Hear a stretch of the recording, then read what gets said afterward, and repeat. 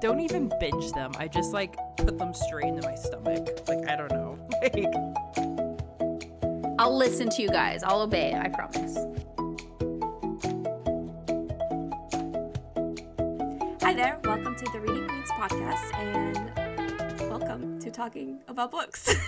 That's very weird, but we're keeping it in. Anyway, today we're discussing a very specific genre of books that I love, if you guys haven't noticed.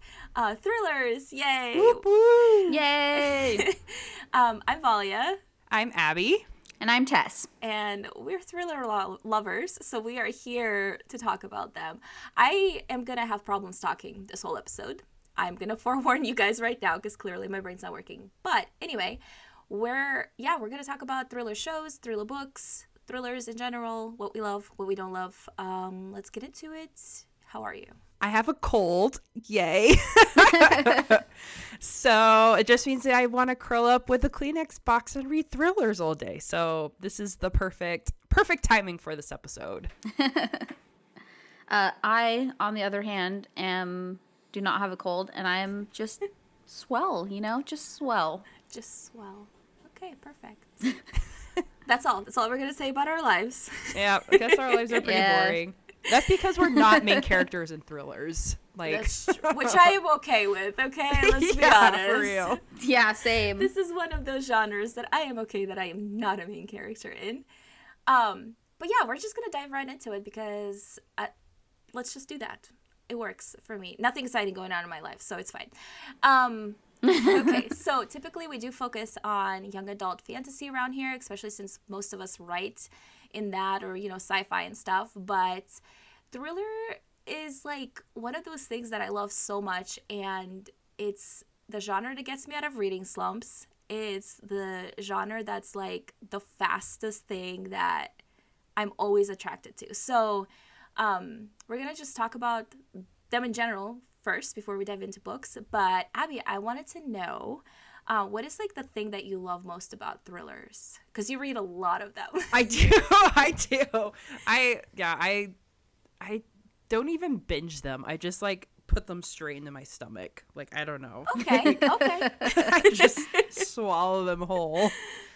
Let me think. Yeah, I definitely like that I'm not a main character in a thriller novel. Though I guess I was thinking about it when you said that.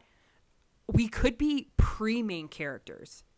Because like before the thriller part of the book starts going, they just live normal, boring lives and nothing interesting happens. So maybe we're just in our pre-thriller, like main character life right now. All right, now I'm going to be paranoid, but thank you. I know, you're welcome. I do my best. What do I love most about thrillers? I think what I love is that, well, they're not boring. True. I know it sounds so cliche, but like when I'm just sitting there on the couch and I just want something exciting to happen, but I don't want to actually go make something exciting happen, like fake FOMO. Yeah. Like you want it, but you don't want it. And so I can like travel and have adventure and like pow, pow, pow, like beat people up if I have like spy training, but I don't actually have to do anything. Like I don't have to get off my couch, and I love that. And it just makes me feel better about my life. Like, Yeah, I don't know. I would do it. Yeah, like even if I've gotten in a fight with my spouse or something, I'm like, well, at least I'm not secretly plotting to murder him. So I'm doing pretty great. Like, we're good. Yeah, good point. I love that you love thrillers too, because you always talk about like how your personality is just like such sunshine and like puppies, and then you just love thrillers, and I just love that contrast so much. Yeah, it's pretty bad. It's pretty bad. Like my first book I wrote like definitely leaned horror thriller, Yeah. and like I scared myself so much while writing it, but then I was wearing like happy yellow and like butterflies and like all the things. So I love it. That's funny. Tess, do you have like a favorite thing about thrillers that Abby didn't mention? I mean, I just would echo the same thing that you said, which is that they get me out of reading slumps, because like my favorite thing about them is that they're such a palate cleanser for me, because most of the time I read really, really heavy world building, epic fantasy. I can even get in reading slumps with romantic fantasy. Sometimes it's just not like romantic fantasy. Okay, that's my favorite. I love fantasy romance so much, but it's a different pace and you like really slow. It's such a, especially if you read like slow burn and it's not just like, bam, we met on page 1 and we are just, you know, things are happening and it's wild. If it's slow burn, you really have to get to know the characters. There's all these little nuances that make a good romance.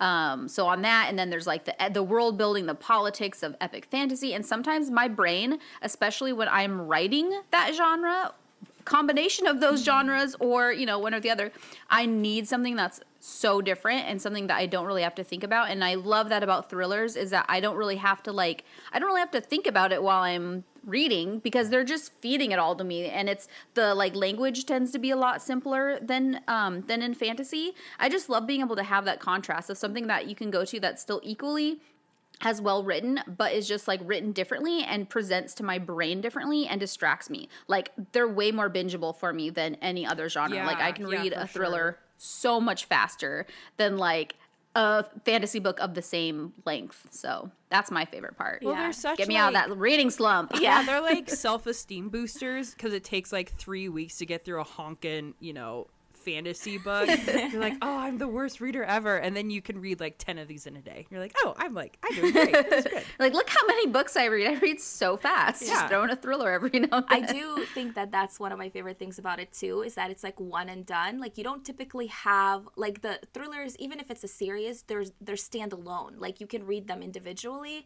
So it's like, well, they might have like if it's a series, you'll have like an overreaching arc, you know, but like the mystery is usually self-contained into each book. And so it's like you can literally just read one and be done, you know, and like not worry about, oh, like what's going to happen next and whatever and stuff. And I kind of love that because most of the thrillers I read are not part of a series. They're one and done. And I've been binging them. Like I can't, I haven't been able to be like one of those people who just starts reading it and like takes a week. If I pick up a thriller, like I know I'm not doing anything else. So Join me on the dark side. yeah, having her 50 books a week. Not even a month, a week. No.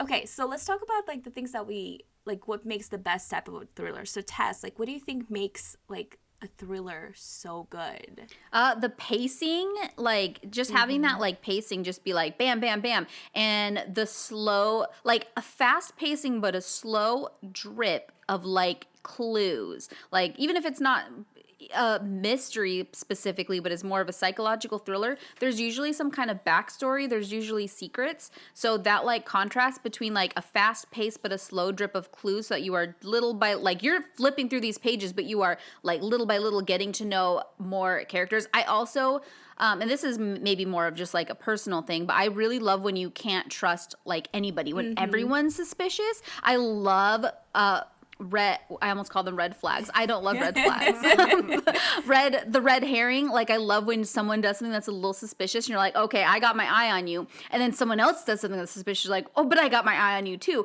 And you're just like not trusting everyone. You're like reading between the lines. Everything that happens, you're just trying to like dissect and be like, okay, I can totally see how like this could be the thing or whatever. Like, I feel like that's really important to not have it so cut and dry right away. And I do love an unreliable narrator, not to like a really intense degree where it's just like kind of obnoxious and you're like, I don't even know if what I'm reading is real, but where you're just like a little bit unsure if they're giving you the full scoop or if they're hiding something about their past. Right. Like I like when the unreliable narrator, I told you I cannot talk today, it like makes you question what you're reading is correct, like not to a point where you don't believe it, but to a point where it's like, but what if it's different, you know what I mean? Like that little doubt, yeah, just that like tiny little spark of doubt. Yeah, if you don't Earworm of overdo doubt. it, yeah, you're like, okay, yeah, am I what? The book I just read, the last book I read was like that, The Reckless Girls by Rachel Hawkins. It was very much like I doubted everybody. I'm like, what is happening here? But I'll talk about that in a second. Is it anything else, Abby, that you think makes a good thriller? Plot twists. Okay. 100% plot Ooh, twist for yes. me. Like I get pissed if there's no plot twist or if I figure out something and that actually is the answer, like, I get mad. I'm like, this is worthless. Oh, Like, that's why funny. why did I waste my time on this? I like to be utterly surprised and like slammed out of nowhere, and I just love it. Like, the weirder, the crazier, the better.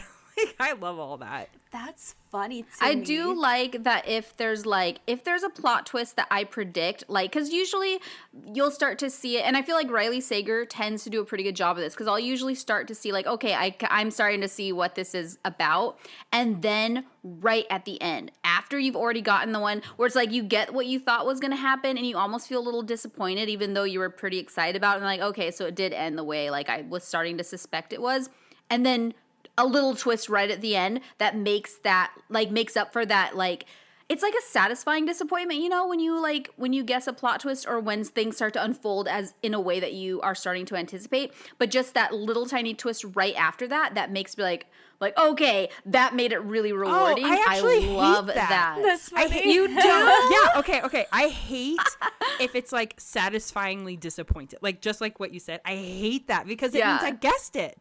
And I hate that's what I mean too. That's why I like it if they twist it after that. like a double twist. Because if it does like a end, double twist. yes, if it ends on that, just the satisfying disappointment, then I'm like, okay, that was a so-so book. Like, that was good, but like, it could have been a lot better. And I have read books that end there, and I'm like, I'm not reading from this author again because that was not what I wanted. But the second twist after that is like, okay, that was awesome. One of the shows that I watched has that. That's so funny. Okay, I can't double tell you what it twist. was though, but we'll talk about that later. Yeah, we double talk about twists are like shows. my gold standard. Like, if you can surprise me Yes. once at the end, I'm like, okay, I'm willing to read you again. But if there's two twists at the end, I'm like, okay, I'm going to read everything this author writes because I obviously did not see Yes. any of it coming. You guys are So that's so like funny. my gold standard. That's like the opposite of me. Like, What? Really? Because you predict because I everything. predict everything. So for me, it's like I went through a whole stage where I was like literally telling my mom, like, I would just be like, Mom, this is what's gonna happen in this book, like, just so we know if I'm correct at the end, you know, kind of thing. Yeah. And then I'm right all the time. And so for me, like, a satisfying thriller is when I'm correct. Like, if I What? figure out like No! all the twists, I'm like, yes, this is great. That's because you can predict somehow like really well written ones. And so I think the problem would be if you were surprised, I feel like that would be bad because that would mean it wasn't well written. Okay, Like, yeah. because every twist I feel like should have clues where you can look back and be like so amazed and like get chills up your spine that you didn't catch it, because you should have been able to at least pick up the clues or at least kind of read between the lines. If it comes out of absolutely nowhere and you can't even look back and be like, right. what, where, So I feel like that might be what the funny. thing is for you, because Yeah.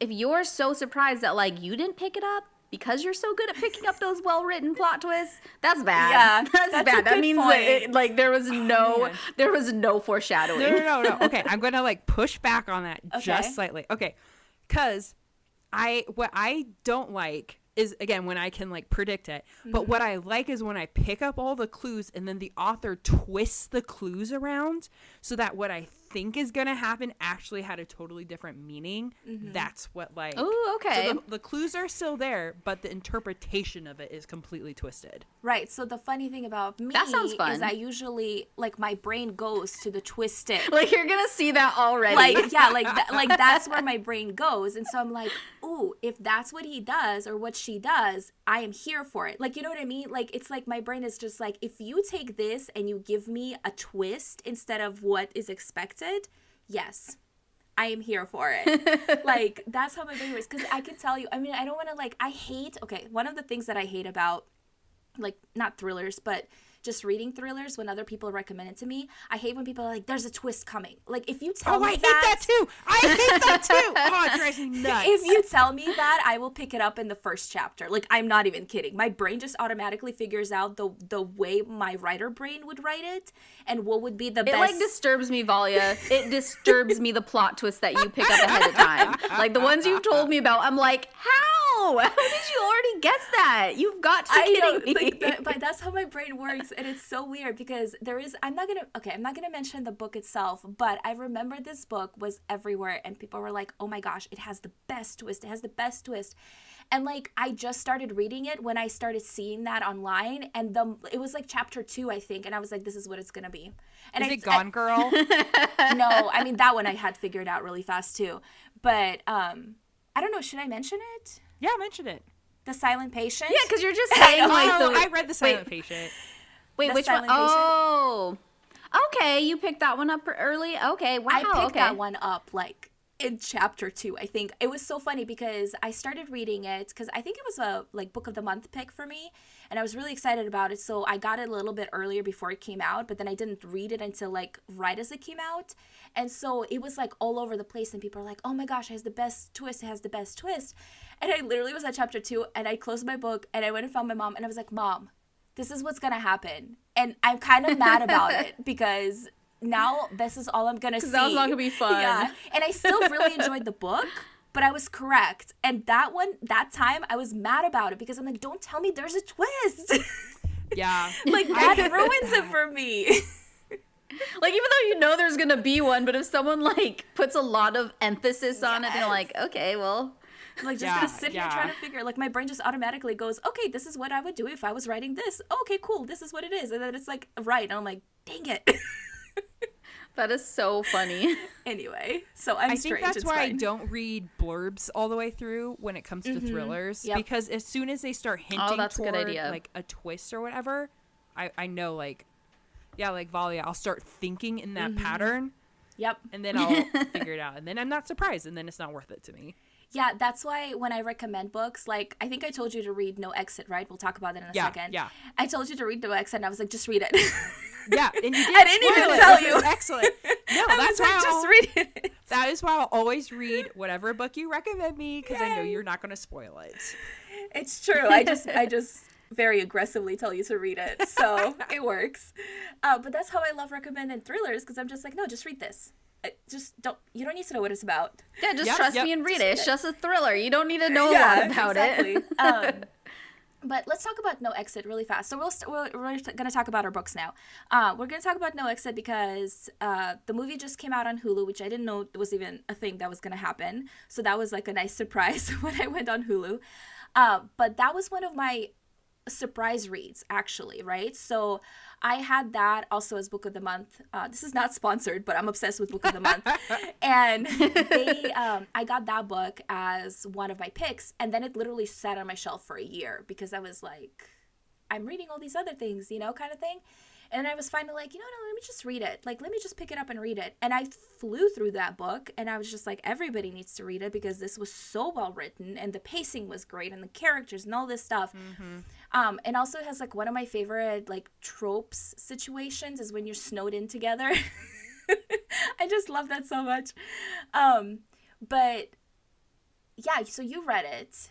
Yes, Abby. yes. And then Tess was supposed to read it, but she didn't finish it. I think I'm at like 25-30% maybe a little bit more. But yeah, I got distracted by Fairy Loot, so I couldn't finish it because I need to read my Fairy Loot book. It's okay. We forgive you. I will probably finish it unless... Wait, have any of you guys seen the movie? Yes. Can I watch the movie instead or first? Or do I have to read the book first? No, I think you should read the book. Better. Yeah.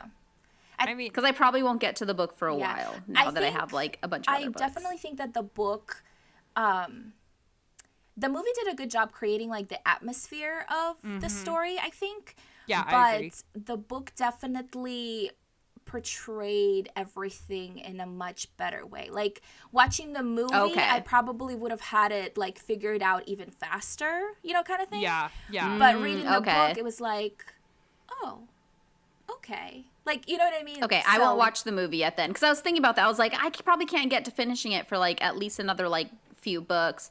So I was like, maybe I'll just watch the movie. But that's good. I when it comes to most thrillers, like, I mean, I've watched a lot of thrillers that have books, and I've watched the show first. But, like, a lot of the ones where I've read the book first and then watched the movie, I was like, man, I'm glad I didn't watch the movie first. The book was, like, it was good, but it was, like, the book was better. It was, like, more. Yeah, the movie's not bad. It just, the book, I think it it draws out some of the reveals a little bit more. Like, Okay. you don't learn about certain things or characters or events until a little later. So I don't know. I liked the pacing of the book a little bit better. Yes. Because it felt more like a that sets Yeah. it.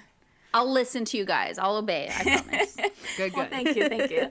But that's a really good, interesting, like, comment on it, right? So, like, I love watching thriller movies and thriller shows and stuff like that. I do like shows better than movies just because they do draw out things a little bit better in sense of, like, which is really funny. So we talk about thrillers being the fast pace, like, we love the fast pace of the thrillers, but then when it comes to, like, watching it on screen, we're like, slow it down. Like, yeah, because you can't do the slow reveal in a movie. Like, the fast-paced slow reveal is, like, that contrast is so important to, like, really making you care.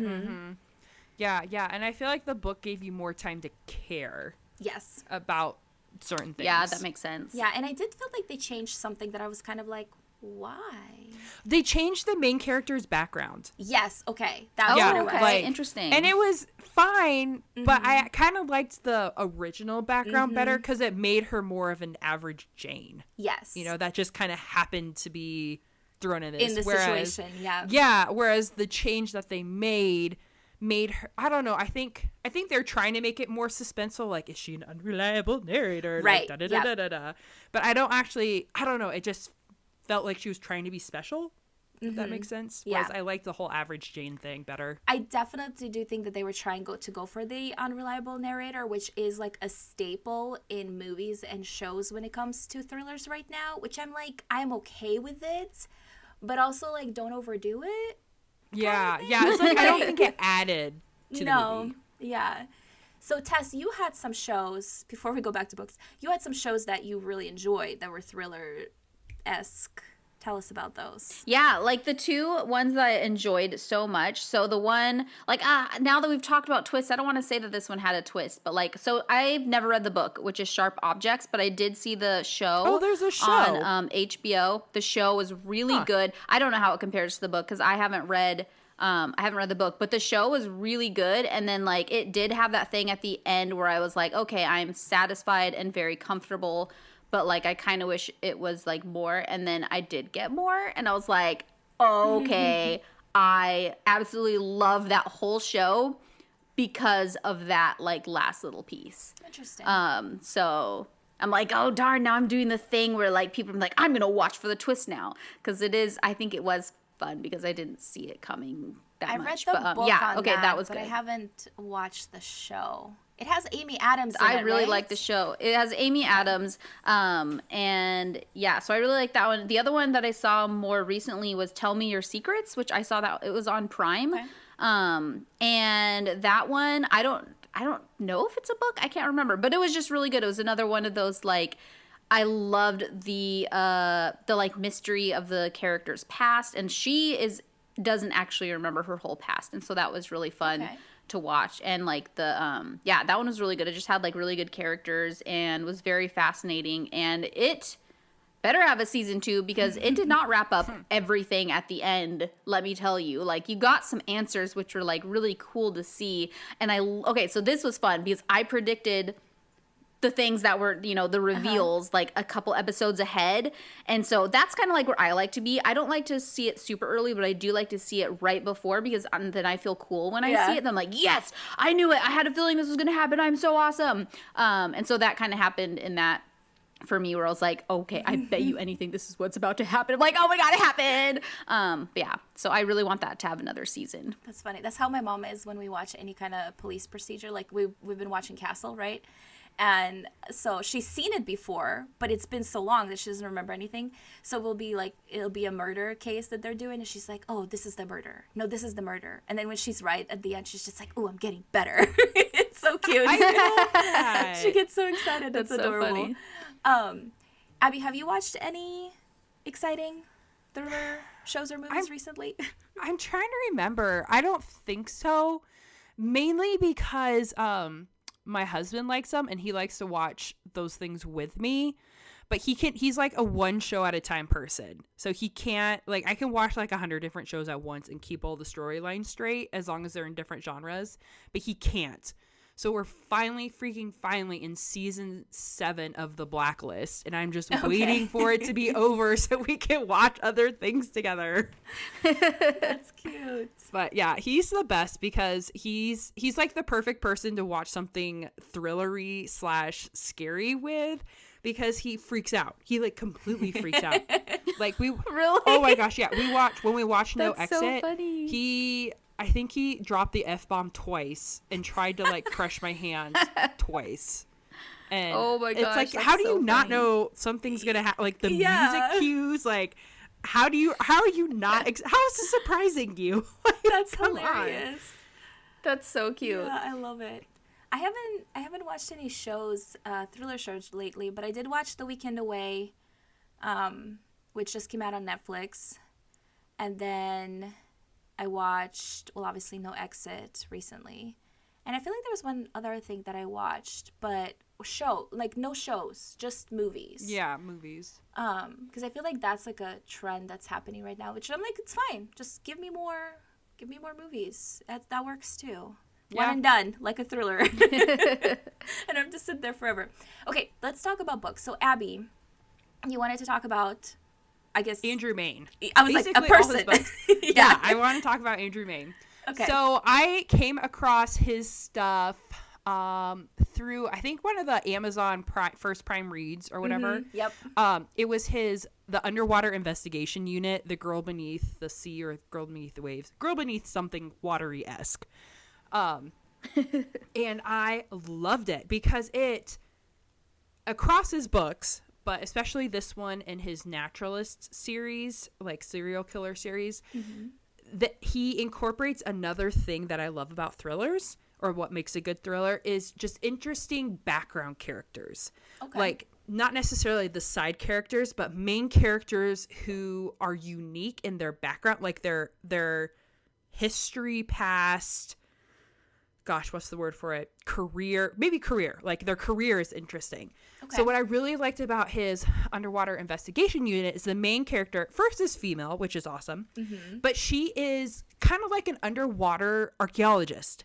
So she's a PhD student who basically is studying, like stuff found beneath water and like how it relates to archaeology and all that, which is so fascinating. Right. And then she kind of gets hired out to be the person, like if a car goes in the water or someone throws evidence in the river, she's the person that goes in to go get, like, dive and bring that stuff out. And so sometimes she has to recover dead bodies or evidence or stuff like that. And so it's just a really, really unique job that I had no idea existed, but of course it has to exist. Like something like that. Somebody has to go in the water, guys. Right. And so, yeah, it's just learning more about that was so interesting. And I went down on a huge Wikipedia rabbit hole, which I loved. And then in his naturalist series, I believe it's a trilogy. I could be wrong. Those were originally indie published. His Underwater Investigative Unit, I think, are trad published. But I think he was originally an indie author and now hybrid. The main guy is an academic. He's a professor, and he's like a math professor or something like that. That's super like numbery, sciencey, nerdy. And he basically gets drawn into a mystery, and like somebody dies who he's connected to, and he makes this program. Like he's a programmer almost, and he makes this formula magic Excel thing. I don't know, not Excel, but he can figure out where serial killers are and figures out their formula and their patterns and all this stuff based on pattern. So yeah, he ends up like going throughout all the books and finding serial killers. And it's really awesome because he's not the normal type to be drawn into a thriller like that. And yet he's using his background, his smarts, his like programming skills, what he's trained in order to tackle these things. It's just really awesome. I love all that. I love the interesting stuff. Yeah, the setup. That sounds super interesting. I like the unusual. I was gonna say suspects, but not really suspects. Yeah, but they're an unusual like person to be like the main character or whatever. Yeah, I just like that. I love learning stuff, and it's different than like the detective who has the mysterious past. It's no, this is a person, and they just are trained in something cool, and then it devolves into something scary / awesome / keeps me up at night. Oh, okay. So that works. Yeah. So everything Andrew made, I think y'all should read him. And the next book in his underwater investigative series comes out soon, so y'all should read it. It's on my list. Fangirl with me about it. Yes, I started book 1 in the underwater series. I just haven't finished it yet because squirrel. Tess, do you have a book or an author you'd like to talk about?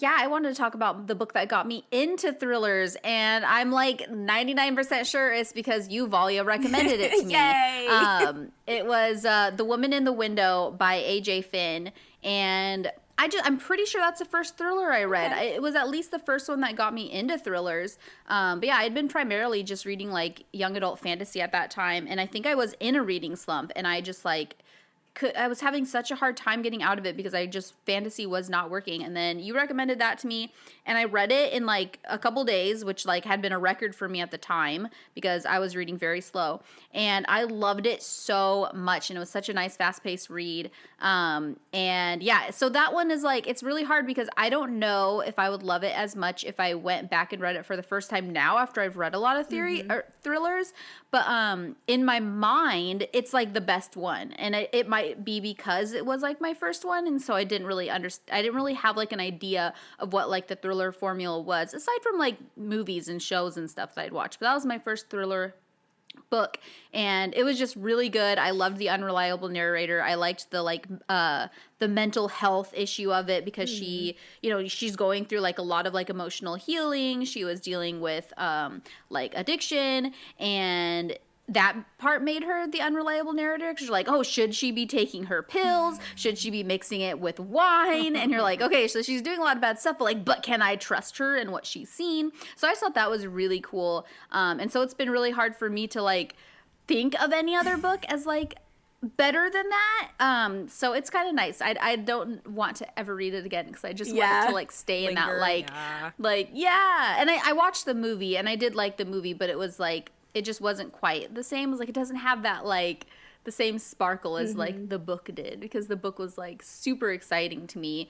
But yeah, after that I also read Blake Crouch. Yeah.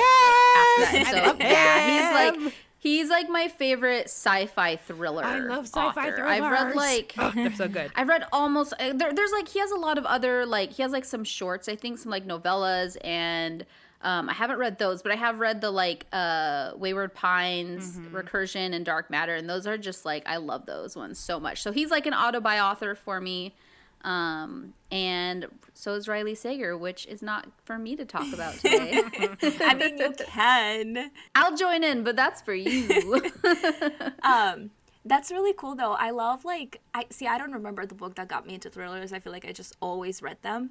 But having that, like, emotional attachment to a thriller, like, I feel like it's just even better. Because then you're just like, no, I really love this. Riley Sager. Yes. Let's talk about this. It's really funny because I didn't discover his books until his third book, I think, came out. And it's because I was like obsessing over him at BEA one day, and I couldn't go stand in line to meet him because I like heard about this book and I really wanted it, and I wanted to meet the person that wrote it, even though I haven't read it yet because it wasn't out. It was an arc. And we were sitting, we didn't end up making like his signing, and so we were like sitting resting against the wall, and this girl comes up to me. She's like, hey, so we had like 2 books left over from this signing, do you want one? And it was the Riley Sager one. I was like, yes. Nice. So it was The Lock Every Door, and that's the one where it's set in an apartment building in New York where it's like nobody can get in to live there because everybody's been living there for like 50 plus years, and it's like super prestige, and it's all this thing. And so this girl ends up moving in, and all this stuff happens, and it was just like, when I read that, I was obsessed. First of all, with his writing, because I think he really handles the whole really clear, fast-paced writing of a thriller really well. And then he does the dropping of the hints and the twists and all this stuff really well. And I was just so attached to the fact that, like, I was living in New York. So I wanted a book about New York. And then I went back and read his Final Girls and The Last Time I Lied, because those were two came before this one, and really loved it. The Final Girls is, like, so good. Hardcore, like, I would say girl power. I mean, Final Girls. That was my first one of his that I read. So that one has, like, the special place. That one is probably how you feel about Lock Every Door. Because I'm like, that's the first one of his that I read. So I'm like, that one was so good. Yeah, that makes sense. And, I mean, I feel like his last book wasn't my favorite out of the ones, The Survive the Night. Yeah, that one wasn't my favorite either. And I also really... It wasn't bad. I didn't dislike it. Yeah. But there's something about it that I can't say because it's going to ruin it. But there's the one thing about it that I figured out pretty early on. I was like, this is what it's going to be. Yeah. And I'm going to be so disappointed. I did feel that. I did feel that with that book too. I feel like he just kind of threw it like in our faces. And I was like, no. I was like, it's this kind of book. Yep. That's what it looks like, and that's what the blurb sounds like. And then you read it, and you're like, it's not this kind of book. Without spoiling anything, those were my feelings. Do you guys want to read this book now? I did. So this was on Me Too, which I thought was hilarious. But Home Before Dark, that book was presented to me as like hardcore horror, right? And I went in thinking it was going to be horror, and I was really excited, and I was like, yes, give me, and I was like, why am I expecting horror? He's like a thriller writer. So as soon as I started reading it. That's what I thought too. I was like, maybe it's going to be different, like, right? You know, it's going to be a horror book. Yeah, so, but that was like the only time that he kind of like didn't meet the expectations, I guess, or those two times, but he's still one of my Wait, were we talking about a different one before that? Survive the Night? I was talking about the horror one just now. Oh, really? It wasn't Survive the Night? Oh, those are the same book in my brain. Okay, no, okay. I'm talking about the horror one was the one I was disappointed in. Survive the Night was like my second least favorite of his. Okay, I know what you're talking about now. No, the horror one is the one where I went into it thinking I was getting something, and then I got into it and realized I wasn't going to get it. Kept reading it, and for sure I didn't get it. Yeah, that's the one that I was talking about. But yeah, the first one you were talking about, that one's also my second to least favorite. But all the other ones are amazing, and he's an auto-buy author. He's still going to be an auto-buy author. Same. Just that happens, you know, with authors, sometimes you love, sometimes you get a book and you're just like, okay, that one wasn't my favorite, but I still love you. Yeah, exactly. So, Abby, when you read him, you're going to start with... Let's see. I've got, okay, so read those first three. Right. My library had a bunch, so it looks like, which ones are going to be first? Come on. Holds. Okay, so it looks like Home Before Dark might be, oh no, maybe Lock Every Door is going to be given to me first. Okay, perfect. I just went and reserved all of them, so we'll see. Yeah, they're all worth reading for sure, even the two that me and Valia didn't 100% love. I think it's just like with Home Before Dark, it definitely was that do not meet expectations by what it was presented to me as, which just drove me nuts the whole book. And Survive the Night, it was way too easy to spot everything.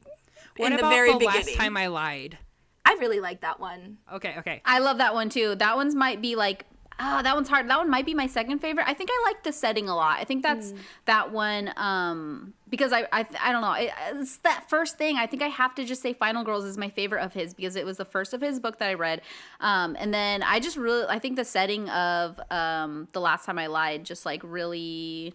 I just loved it. I don't know. It's a camp setting, and I think there's just always something inherently spooky about like summer camp and like being out in like the abandoned wood area. Yeah, I really like that one. Yeah. So definitely, this is like a perfect example of you can love an author but not love everything they write. True. So the other author, or I had like 3 other books that I'm going to mention because I think everybody needs to read them. But Ruth Ware is one of my other like auto-buy authors, and I don't like everything she writes.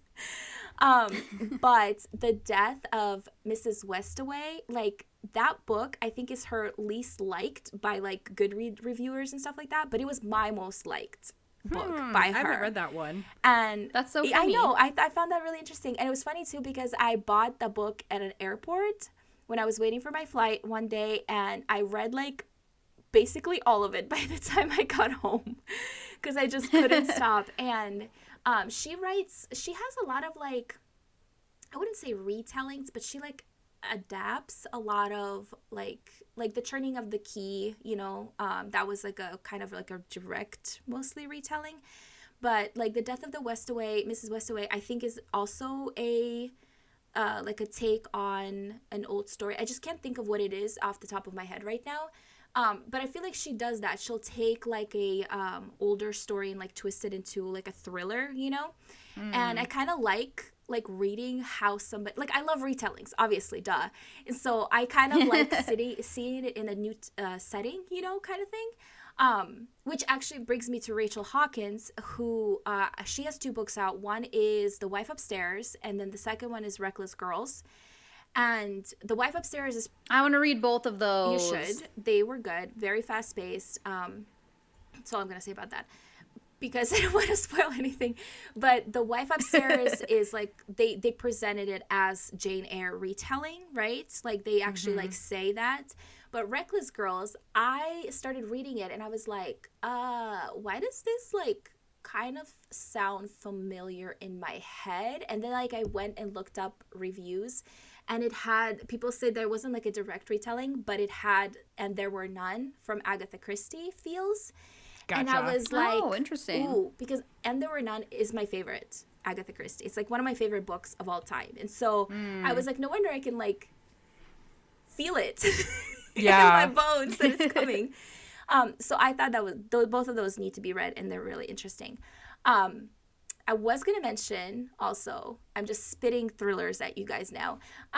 None Shun Sleep by Yes! Okay. You made me read that one too. Yes. That was good. That was good. Okay, I'm writing that down. So that one is different from everything we've talked about because it is a YA psychological thriller, and it was so freaking good. I love Criminal Minds. It's one of my favorite things. I love the study of the mind. And if you love Criminal Minds, if you love psychological thrillers, and you love the setting of 1980s. Yeah, and Silence of the Lambs. And Silence of the Lambs, yes. Yep. That's pretty good. I think they actually used that in the blurb. But it was so good. It was really... it was one of those things that, like, I wish there was a follow-up book. Right? I have to say, I think I told you, I was like, this needs to be made into a TV show or something. Yes. Like, it would do so well. Yeah, it's so good. Obviously, we're not going to tell you much about it, except for the fact that it has like the Criminal Minds feels in the fact that they go and interview serial killers, and the people that go interview the serial killers are 2 teenagers. They are in the program, like basically the start of the BAU, but for teenagers, with the FBI, and they are trying to catch a serial killer. And while they're trying to catch a serial killer, they have to go interview ones, and it's so good. It's so well written. It's really just like. It was so good. And it was a young adult psychological thriller, which I haven't seen, like, ever. I'm sure they exist, but I just haven't seen it.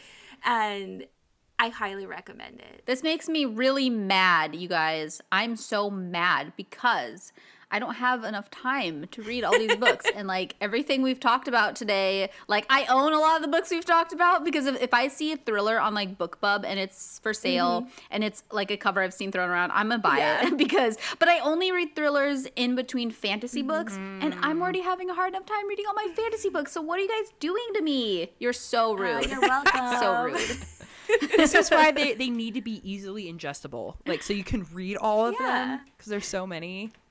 That's true. That's true. Yeah. And it's really interesting to me because there are so many, but we still keep going back to them. it's like the same formula. A lot of them have the same plot too. Like you read the blurb, and I'm like, okay, this is the same blurb. Like the new Riley Sager one that's coming out. I read the blurb and I was like, okay, that sounds like the same blurb of so many other books, and I am so excited about it. It's like it's almost like because you recognize that formula and you liked it before, and you're like, okay, I'm so excited to read that again, but by like a different author. That's one of those times. Well, it's also because there's so much more room to like twist and like, you know, do a bunch of stuff. So yeah, it's funny because I've bought a lot of thrillers that like I read the blurb, I'm like, that sounds like a book I've already read. Yay, let's buy it, because like that makes me excited. That's true. And it's funny, this is why we love tropes, right? Because we love certain things. And I feel like thrillers, like each book is like its own trope. Like, so if you like this one, you're just gonna like all of these. Not, I mean, you might not. Obviously, sometimes an author takes a twist on it and you're like, let's not do that again. But yeah, that's really funny because I feel the same exact way. And also, Riley Sager's new book sounds like if it delivers the way his first 3 book delivers, it's gonna be my favorite because I love that. Because I love that setup that much. The spying on the neighbors type thing, like that. Yeah, I've loved every book or show or movie or whatever, because I watched The Girl on the Train, the movie version, that has that spying on the neighbors trope, or like you think you see something because you've been looking out your window. I'm like, yep, I'm here for that. And I don't know what it is about it. Maybe it's because it's like the most realistic, because like we all do it, right? Like we all notice things and we're like, wait. It's such like an innocent setup. It's such like all you're doing. I mean, there's some where it's like you're, you know, woman in the window, she's like literally, drinking and like there with, so it's a, you know, maybe a little less innocent, but like it can be like you could just be looking out your window and then you're like, and I've done it. I'm like, oh, there's some drama going on. I'm like, let me press my nose up to the glass. I'm gonna watch until this plays out. And you're like, we've been there, we've done it. I've got a couple neighbors like that. There's a gal like 4 houses down. She legit has like a telescope. I'm not keeping kidding. And like we had a roommate live with us for like 2.5 years, and she called the cops because, I kid you not, our roommate was parking straight facing the curb instead of parallel with the curb because we're at the end of a cul-de-sac. And so the cops had been coming out for over a year trying to like see which car she kept calling about. And so because my roommate was never home like when the cops were coming, and they never knocked at our door because they didn't know whose house, you know, because it wasn't the car. And then behind us, we have like a condo stuff. We have a naked neighbor. And so not the naked neighbor. We have a full legit naked neighbor. And so we actually had to put up like a wooden screen in front of our window because we can we're lying in bed and we look up and there's a full blown 300-pound naked neighbor dude. And we can see him from our bed. And so, oh my goodness. I don't know. I'm like, we have those neighbors. I'm not those neighbors, but we have those neighbors. That's funny. It's actually funny because you were just talking about like spying on your neighbors. Have you guys seen the movie Disturbia? I think it's called, with Shia LaBeouf. I don't think so. So it's older. Obviously, it's like, I don't know, beginning of 2000s, I think, but when he was like making movies all the time. But it's literally about a teenager who gets put on house arrest because of something he does, and then he like spies on all his neighbors, and then he thinks one of his neighbors is a serial killer.